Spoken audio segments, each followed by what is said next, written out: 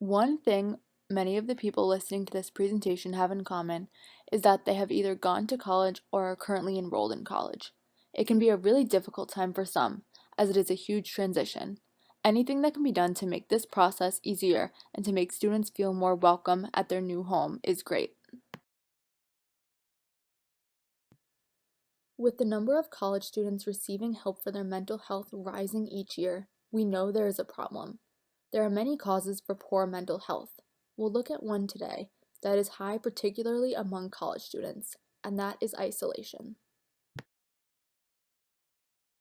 With over 20,000 undergraduate students, it's understandable how students who are new to UB might feel overwhelmed.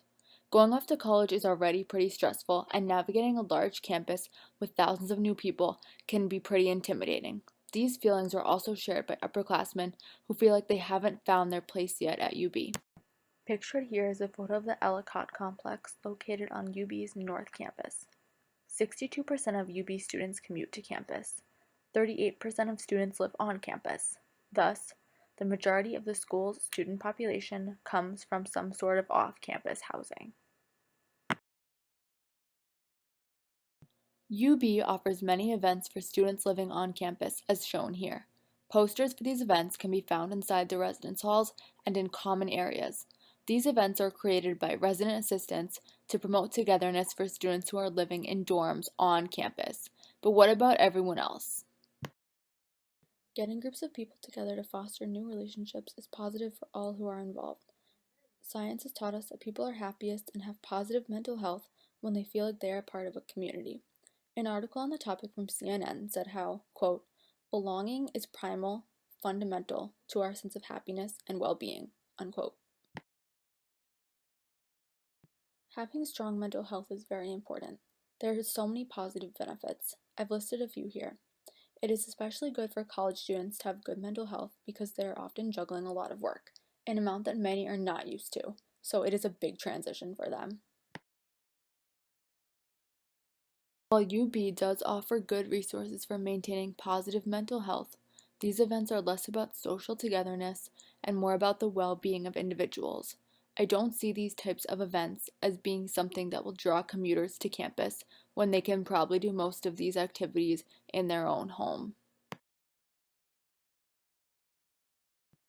I am going to propose two types of events that I believe can bring students together in more socially oriented ways.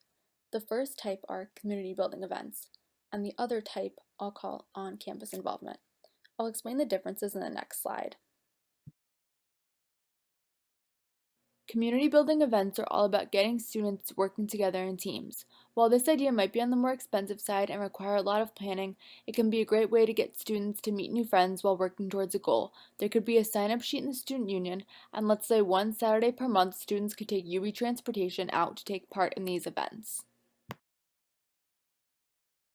On-campus involvement events are more easy to plan as they can be held on campus at any time during the school year. These types of events aren't as costly and can be a great way for people to meet each other in an environment that they are familiar with and then also comfortable in. Creating ways to foster friendships and inclusivity at UB by hosting either of these or both of these types of events only has positive impacts for the school and the students. Needing to feel welcomed and included is something all students can relate to, and let's make UB just the place for that.